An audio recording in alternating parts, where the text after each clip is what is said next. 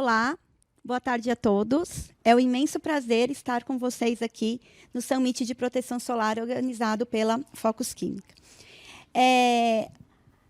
As meninas trabalharam muito, né, então, na organização desse evento, então eu queria parabenizar a Focus por toda a organização, por toda a estrutura. Vocês não têm noção da estrutura que a gente está tendo aqui. E a ideia que a Focus teve foi fazer tudo isso da melhor forma possível para proporcionar um melhor evento para vocês. Então, parabéns, Focus, pela organização do evento. Eu gostaria também de agradecer a todos pela presença. Nós estamos com mais de 120 participantes. É uma super responsabilidade aqui falar para todos vocês. Então, obrigada pela presença de vocês. E eu gostaria também de fazer um agradecimento especial para a Natália e para a Júlia, que trabalham comigo no laboratório de aplicação.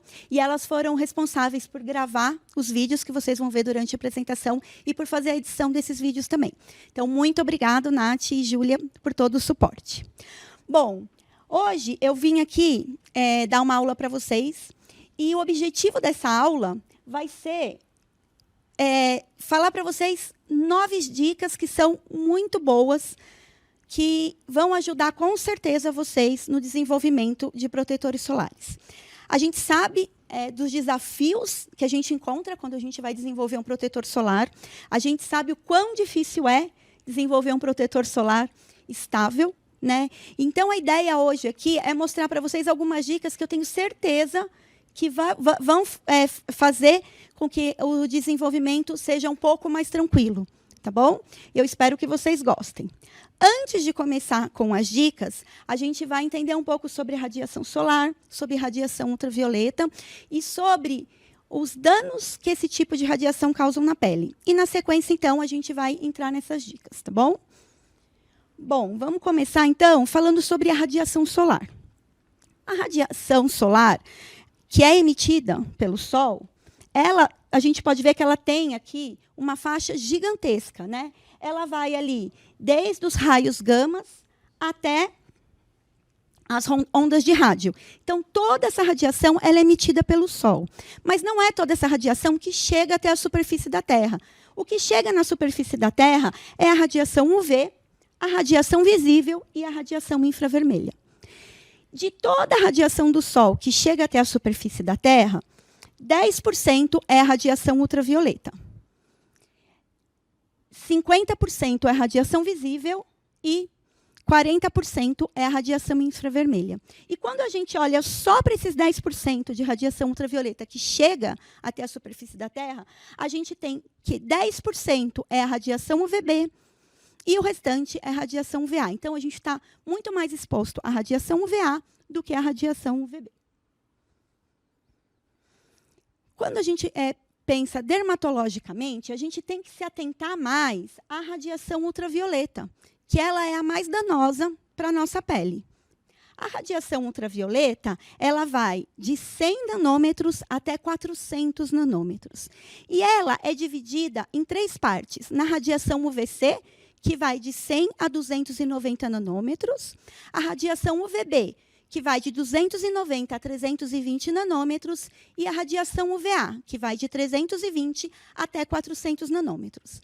E quando a gente fala de UVA, em alguns materiais técnicos, vocês vão ver que a gente ainda faz uma outra divisão. A gente divide entre UVA do tipo 1, que vai de 340 a 400, e UVA do tipo 2, que vai de 320 a 340 nanômetros. Dependendo do comprimento de onda da radiação, ela vai ter uma interação diferente com a pele. Então, a gente pode ver aqui nesse slide que o UVC, que não chega na superfície da Terra, se ele chegasse, ele iria ter uma permeação bem leve na pele. O UVB, por sua vez, ele também tem uma radiação que é uma penetração que não é tão intensa, ele não penetra muito, ele penetra aqui só superficialmente. Mas, quando a gente vai para o UVA, a gente vê que a radiação UVA penetra mais na pele. E, se ela penetra mais ou menos, o tipo de dano que ela vai causar na pele vai ser diferente, né? Então, vamos agora entender quais são os danos causados pela radiação UVB e quais são os danos causados pela radiação UVA. Vamos começar pela radiação UVB. A radiação UVB ela é a mais energética. né? Ela está em comprimento de onda menor, então ela tem uma energia maior. E por ser mais energética, ela penetra na pele, não penetra tanto na pele, ela chega só até a epiderme. Então, os efeitos delas, desse tipo de radiação, ele é mais superficial. E eles estão relacionados mais a queimaduras e a geração de câncer de pele. Porém, muita gente acredita que é só a radiação UVB que causa queimadura. Sim, ela é a grande responsável pela queimadura. Mas a radiação UVA também tem uma leve contribuição. E esse ponto é muito importante, por quê? Porque quando a gente estiver lá nas dicas, a gente vai ver que para a gente desenvolver um protetor solar eficiente, a gente tem que proteger tanto do VB quanto do VA. E mesmo quando a gente está pensando só em FPS, focando no benefício de FPS, muita gente pensa, é o VB, então eu tenho que colocar uma maior quantidade de filtro. Sim, está certo esse pensamento, porém, a radiação UVA ela também vai contribuir um pouco. Então, algumas pessoas já devem ter tido a experiência de mandar uma fórmula que foi desenvolvida para FPS, não atingir o FPS desejado, vamos supor, estava esperando um FPS 60, e foi para teste e veio lá com FPS 55. Aí muitas pessoas pensam, vou aumentar o filtro UVB e está ok. E algumas vezes acontece de aumentar o filtro UVB e de não aumentar o FPS. E quando isso acontece é porque pode ser que a quantidade de filtro VA que você está usando não é tão eficiente. Você tem que aumentar também o VA, porque ele também vai contribuir um pouco. E a gente pode ver isso aqui nesses gráficos. Bom, vamos ver. Primeiro, aqui em azul, a gente tem a curva que mostra a sensibilidade da pele à radiação. Então, a gente vê que, conforme eu vou aumentando o comprimento de onda, essa sensibilidade ela vai diminuindo. Ok? E aqui em vermelho, eu tenho o espectro da radiação solar. E a gente pode ver que, conforme a gente vai aumentando o comprimento de onda, a intensidade da radiação que chega até nós, ela também é maior. Quando a gente soma essas duas curvas, a gente tem essa curva em verde aqui, tá? Que é a curva da radiação eritemal. Então, a gente pode ver aqui que na região do UVB, a gente tem aqui uma maior intensidade, né, de eritema sendo causado na pele. E isso vai diminuindo. Só que a gente pode ver aqui que na região do VA, a gente também tem uma leve contribuição. Tá? Então, a radiação UVB ela é a grande responsável pela geração de queimadura na pele, porém, é sempre importante lembrar que o VA também vai contribuir um pouco. Então, a gente tem que ter uma atenção também para a proteção contra a radiação UVA. E, além de causar as queimaduras, a radiação UVB também leva à geração do câncer de pele. Tá? E por que isso acontece?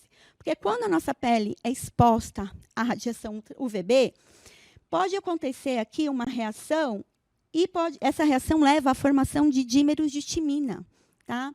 Que não é uma estrutura que está presente numa condição normal no nosso organismo. Tá? E quando acontece a formação desse dímero de timina, se o nosso organismo não trabalha rápido para resolver esse problema, vai acontecer a formação do câncer de pele. Tá? Passando um pouco agora para a radiação UVA. Tá? A radiação UVA ela está em comprimento de onda maior, então ela tem uma energia menor que a radiação UVB. Porém, ela vai permear mais profundamente na pele. Então, os efeitos da radiação UVA eles estão muito mais relacionados ao fotoenvelhecimento. Tá? Por quê? Porque a radiação UVA, por penetrar mais, ela leva à destruição das fibras de colágeno e elastina, e que estão totalmente relacionadas ali com a firmeza da pele. Se eu estou destruindo fibras de colágeno e elastina, a minha pele vai ficar mais flácida e o aparecimento de linhas e rugas vai aparecer com mais... vai ser mais perceptível. Tá? E a radiação UVA ela também pode levar à formação de câncer de pele. Aqui nesse próximo slide, a gente vê alguns mecanismos de dano causado pelo UVA. Então, o UVA ele é o grande responsável pela formação de radicais livres e de espécies reativas de oxigênio. Tá? E isso faz com que ocorra vários problemas de oxidação. O estresse oxidativo é muito intenso quando a nossa pele é incidida com a radiação UVA, levando ao fotoenvelhecimento, né? Então, a radiação UVA, ela leva ao aumento de metaloproteinases de matriz, as MMPs. As metaloproteinases, elas são enzimas responsáveis por destruir as fibras de colágeno e elastina. Tá? Então, se eu tenho um aumento dessa enzima no organismo, mais fibras de colágeno e elastina vão estar sendo degradadas, que vai levar a uma maior flacidez da pele e um maior aparecimento de rugas. O UVA ele também leva a mutações no DNA mitocondrial e ele também leva à peroxidação de lipídios da pele. Tá? Então, ele tem aí uma influência muito grande relacionada ao estresse oxidativo, levando, então, a todos os processos aí de fotoenvelhecimento. E eu estou aqui, então, falando de dano. Né? O sol é um grande vilão, mas é muito bom o sol. Né? O sol traz muitos benefícios também para a nossa vida. Né? Quem aqui não gosta de, no verão, ir para a praia com a família, ter um momento de descontração no campo ou na piscina, né? Então, assim, o sol é importante para a gente. O sol proporciona muita alegria para a gente. O sol está envolvido na síntese de vitaminas. Então, assim, é importante tomar sol também? Né? Mas e aí, todos esses danos que a gente citou, né? Acabei de falar aqui um monte de problemas que a gente pode ter quando a gente se expõe à radiação solar. Então, é possível, sim, a gente aproveitar o sol. E, para minimizar todos esses danos que eu mostrei para vocês, a gente só tem que usar um protetor solar. Né? E aí, que tipo de protetor solar a gente tem que usar? A gente tem que usar um protetor solar que seja realmente eficaz. Né? E, para a gente, formulador, né, como que a gente faz isso? Como a gente desenvolve o protetor solar? Eu costumo dizer que, quando a gente desenvolve um protetor solar, a gente tem uma responsabilidade muito maior. Né? Porque o protetor solar, se ele não for eficaz, se ele não trouxer a proteção que está descrita lá na embalagem, ele vai causar um dano muito grande, né, no nosso organismo. É diferente de um cosmético que a gente usa para lavar ou para hidratar. Né? O protetor solar, quando o consumidor compra esse protetor solar, ele está acreditando que ele vai poder se expor ao sol, lógico, que tomando as medidas necessárias, mas ele espera que ele não tenha nenhum problema de queimadura, né, e que ele seja protegido também contra o fotoenvelhecimento. Então, a gente, que quando vai desenvolver um protetor solar, a gente tem uma responsabilidade gigantesca. Né? E, junto com essa responsabilidade, vem um desafio maior ainda. Né? A gente sabe o quanto é difícil estabilizar um protetor solar. Né? Então, agora o que eu vou mostrar aqui para vocês são algumas dicas de como a gente pode facilitar a nossa vida ao iniciar o desenvolvimento de um protetor solar. Quando a gente vai começar a desenvolver um protetor solar, a gente tem uma infinidade de requisitos que a gente tem que cumprir. Né? E que requisitos são esses?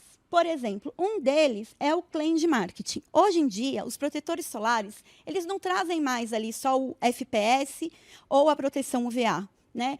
Cada vez mais, os protetores solares estão trazendo novos claims para se diferenciar no mercado. A gente vê, a cada ano, novas marcas de protetores solares sendo lançadas no mercado. E, para se diferenciar, as marcas têm trazido cada vez mais outros tipos de claim para atrair o consumidor para a compra. Além disso, a gente tem que atingir o valor do FPS, que vai ser declarado no rótulo. A gente tem que ter uma atenção muito forte aqui para a proteção UVA, para o UVA-PF, que é o fator de proteção UVA. Um ponto extremamente importante é o sensorial. Né? Aqui no Brasil, a gente tem um clima muito quente e úmido, e o consumidor aqui no Brasil ele busca produtos que tenham sensoriais leves. Né? Se o produto tiver um sensorial grudento, oleoso, se deixar a pele com brilho, pode ser que o consumidor compre uma vez, mas depois ele não vai fazer a recompra de um produto. Né? Então, eu diria que o sensorial aqui é um fator muito, muito importante, extremamente determinante, principalmente para a recompra do produto. Então, a gente tem que ter uma atenção com o sensorial. E também com a resistência à água, né? Hoje em dia, a gente vê ali uma divisão dos protetores solares. A gente tem o protetor solar para uso diário. Esse é bom ter uma leve resistência à água, mais por questão do suor, do dia a dia. Porém, os outros protetores solares que são usados para exposição direta ao sol, quando a gente vai na piscina, quando a gente vai na praia, quando a gente vai fazer um exercício, esses têm que ter uma resistência à água mais forte, né? Porque, mais uma vez, o clima aqui é muito quente, né? No verão, a gente quer ficar o tempo inteiro dentro da água. E a gente tem que estar protegido mesmo quando está dentro da água. Então, a resistência à água também é um fator muito importante no desenvolvimento de um protetor solar. Agora, vocês imaginam que a gente tem que juntar tudo isso, a gente tem que pensar em tudo isso quando a gente vai desenvolver um protetor solar. E aí começam todos os desafios, né, que a gente já sabe que são vários, né? É estabilização, é sensorial. Quando a gente melhora a estabilização, a gente piora o sensorial. Quando a gente melhora o sensorial, a gente piora a espalhabilidade, enfim. E aí a gente tem que ir fazendo com que tudo isso, né? A gente tem que fazer com que isso tenha uma sincronia adequada para desenvolver o melhor produto.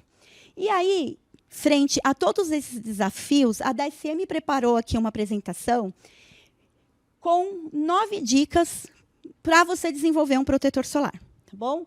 Então, eu tenho certeza que, se vocês seguirem todas essas dicas, o desenvolvimento ele vai ser muito mais fácil e vocês vão conseguir fazer isso num tempo menor. Então, vamos começar com a primeira dica. A primeira dica é escolher os ingredientes corretamente. Muita gente acha que, quando vai desenvolver um protetor solar, se escolher os filtros ideais, já vai estar tudo bem. E não é bem assim. Os filtros, sim, têm uma importância muito grande na formulação do protetor solar, porque eles vão ser os responsáveis por absorver e refletir a radiação UV, para que ela não chegue numa menor energia na pele. Então, o que a gente tem que fazer aqui os filtros, eles são importantes, mas vai muito além dos filtros, né? Tem outros ingredientes que, se a gente não escolher corretamente, podem prejudicar a eficácia dos filtros, tá? Então, quando a gente fala em escolha de ingredientes, a gente sabe que, para o protetor solar, a formação de filme ela é determinante.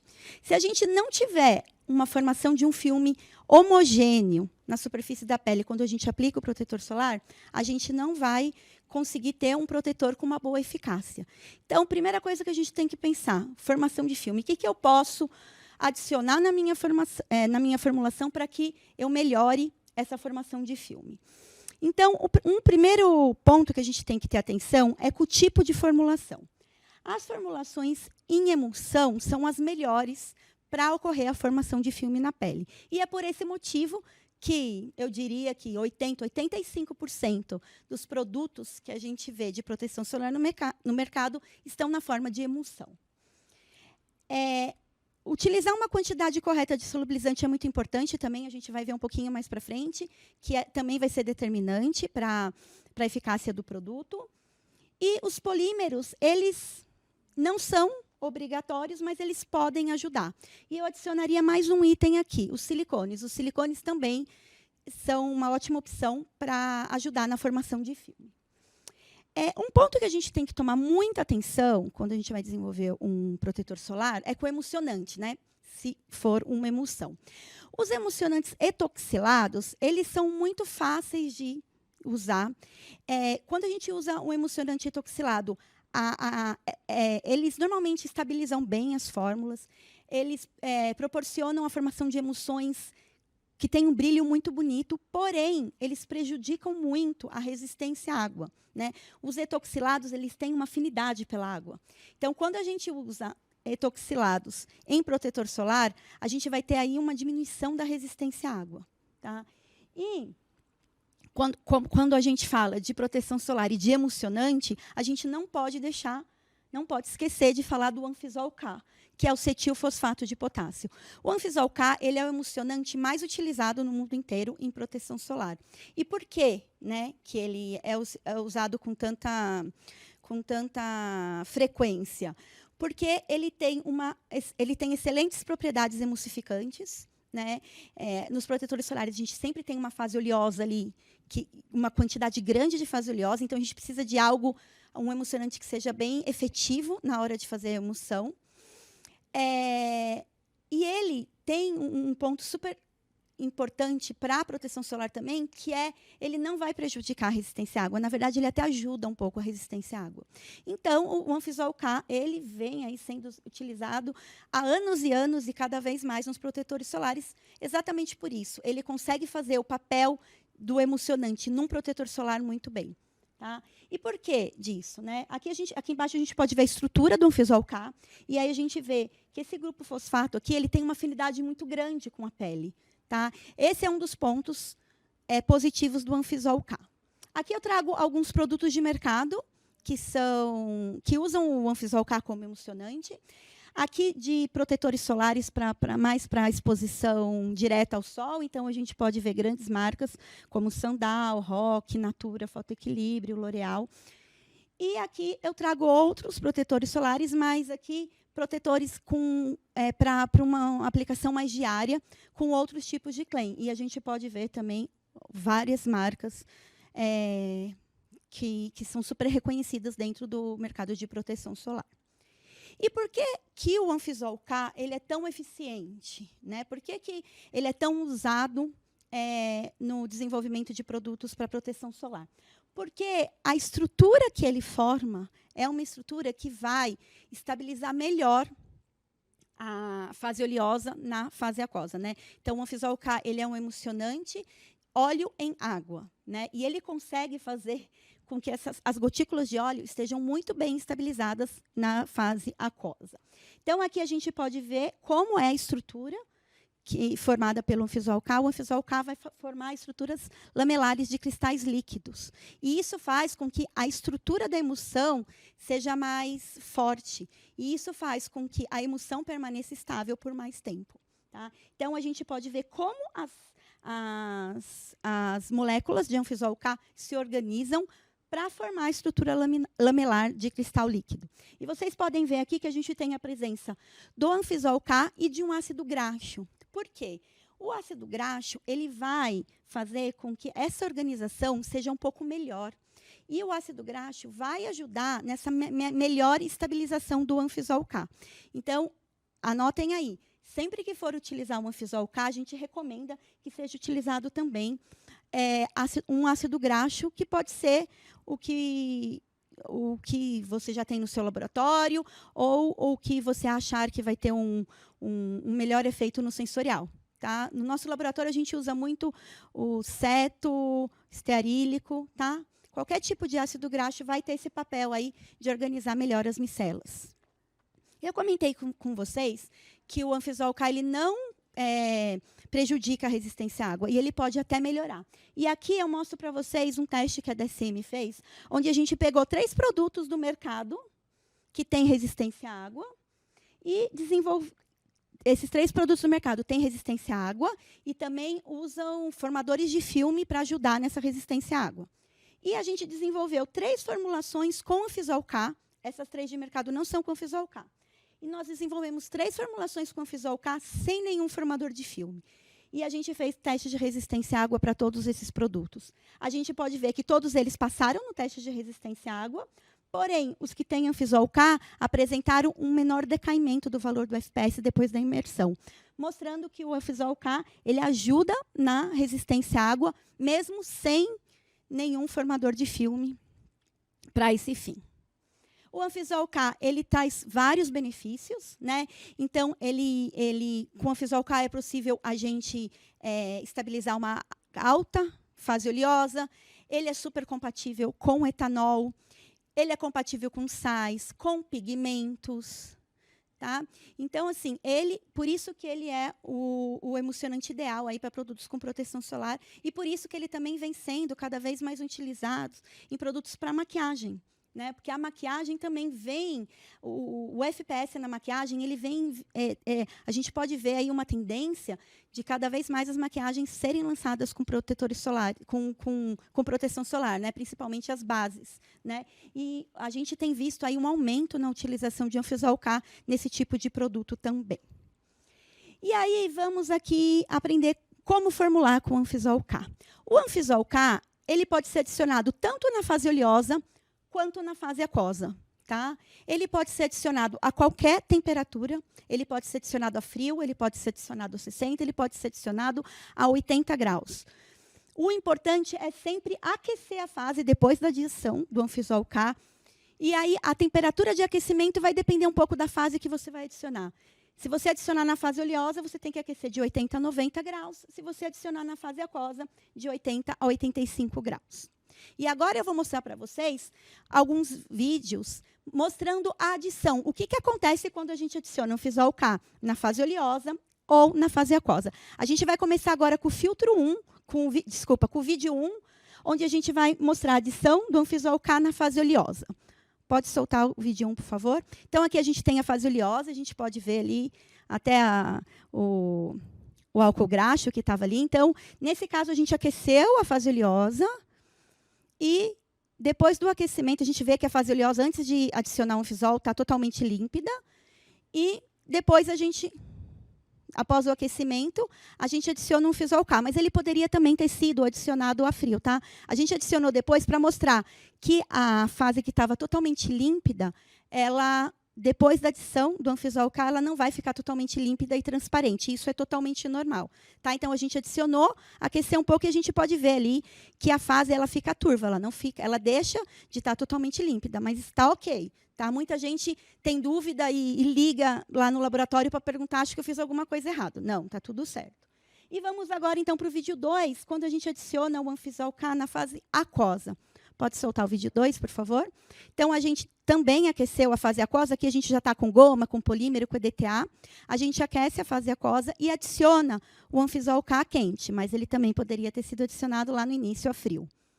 Então, a gente adiciona o Anfisol K sob agitação e a gente pode ver que formam uns grumos de Anfisol K, né? Mas esses grumos, com o passar do tempo, com a agitação, eles vão diminuindo até que a gente obtenha ali uma fase homogênea. Tá?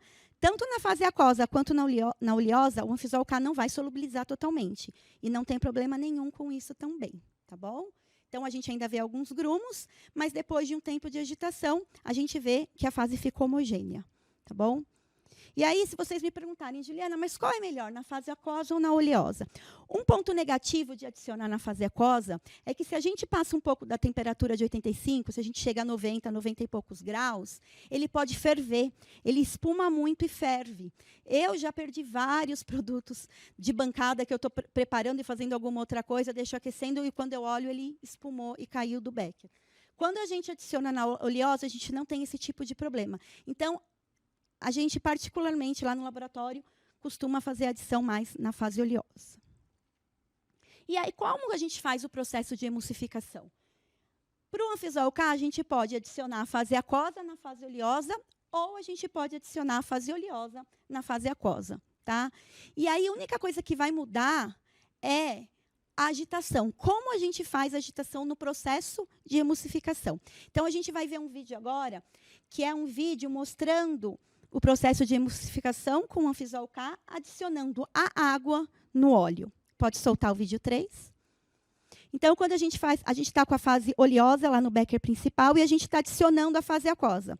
Então, essa adição tem que ser feita sem agitação, a gente desliga, o agitador faz toda a adição da fase aquosa e depois de adicionar a fase aquosa, a gente aumenta bastante a velocidade de agitação para fornecer energia para o sistema e ajudar aí nesse processo de emulsificação. E se a gente faz o processo adicionando a fase oleosa na fase aquosa, a gente já faz essa adição com uma agitação lenta. Pode soltar o vídeo 4, por favor? Então, olha lá, a gente vai adicionando a fase oleosa devagarinho sobre a fase aquosa, sobre uma agitação lenta. Tá? E aí, assim que a gente faz toda a transferência da fase oleosa para a fase aquosa, a gente vai, então, aumentar essa agitação para, mais uma vez, fornecer mais energia ali para o sistema para que o processo de emulsificação ocorra. Ok?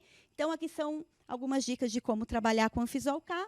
E vamos passar agora para a próxima dica, que é combinar filtros UV orgânicos, que são mais conhecidos como os químicos, com filtros particulados. O nível de atenuação da radiação UV antes de atingir a pele, ela vai depender do caminho óptico que essa radiação vai perseguir. Quanto maior o comprimento desse caminho, maior vai ser a atenuação. E a radiação vai chegar na nossa pele com uma menor intensidade.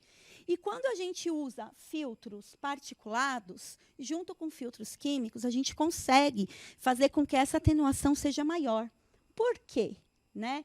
Porque aqui a gente tem dois exemplos. Um, onde eu estou usando só filtros químicos, então a radiação vai vir direto e vai atingir a pele. Porém, quando eu tenho a presença de filtros particulados, essa radiação vai encontrar uma partícula que vai ser dispersa. Vai encontrar outra partícula que vai ser dispersa, e vai encontrar outra. Então, o caminho percorrido pela radiação até atingir a superfície da pele vai ser maior. Se o caminho é maior, a energia é menor. Então, a radiação vai chegar com uma menor energia na pele, e os danos que vão ser causados vão ser menores. Então, a combinação de um filtro orgânico com um particulado é extremamente importante. Tá? E como que funcionam esses tipos de filtros? Né? Por que é legal a gente misturar os dois? Quando a gente fala de filtros orgânicos, a gente vai ter sempre ali uma molécula que a gente tem um anel aromático, e ligado a esse anel aromático a gente tem ou uma espécie doadora de elétrons, ou uma espécie receptora de elétrons, ou as duas espécies na mesma molécula. Isso é extremamente importante para que ocorra a ressonância do anel e para que a radiação seja absorvida. Quando a gente fala dos filtros inorgânicos, além da absorção que vai acontecer, acontece também a reflexão da radiação. Né? E é exatamente essa reflexão que faz com que a mistura desses dois filtros seja super interessante para ter uma maior atenuação da radiação antes dela atingir a pele. Aqui eu mostro um pouco sobre o mecanismo de absorção dos filtros orgânicos. Sou apaixonada por esse slide, né? Porque com ele a gente consegue entender realmente o que acontece, o porquê que cada filtro absorve numa região. Então, aqui nessa primeira figura, a gente tem aqui os orbitais moleculares de um anel benzênico. Tá? Então, aqui a gente tem o estado fundamental e o estado excitado. Né? Quando eu adiciono na molécula uma espécie doadora de elétrons, o que vai acontecer? O estado fundamental ele vai ter uma energia um pouco menor, e o estado excitado uma energia um pouco maior. Então, a diferença de energia entre esses dois estados ela é maior. Se a energia é maior, o comprimento de onda é menor. Então, um filtro que tenha uma espécie doadora de elétrons vai absorver num comprimento de onda menor. Se, em vez de uma espécie doadora de elétrons, eu tenho uma receptora de elétrons, o que vai acontecer? O estado fundamental vai ter uma energia maior e o excitado uma energia menor. A diferença de energia aqui a gente vê que é menor. Se a energia é menor, o comprimento de onda é maior. Esse filtro vai absorver num comprimento de onda maior. Tá? Então, é exatamente isso que faz um filtro absorver mais na região do VB e outro mais na região do VA. E quando a gente fala dos filtros inorgânicos, né, dos físicos, a performance deles vai depender muito, muito da qualidade da dispersão. É muito importante que esses filtros estejam muito bem dispersos, ou na fase aquosa ou na oleosa, dependendo do tipo de recobrimento das partículas, para que ocorra a formação de um filme homogêneo. Tá? Então, aqui, a gente vê um filme homogêneo, onde a gente teve uma boa dispersão. A gente pode ver a formação de um filme que tem a presença de partículas em toda a superfície da pele. E aqui a gente tem a formação de um filme de um produto que não teve a dispersão correta dos filtros minerais. E aí a gente pode ver que parte da pele vai estar super protegida, mas parte da pele não vai estar. Tá? Então, a gente sempre tem que ter uma atenção muito grande com dispersão de filtros minerais.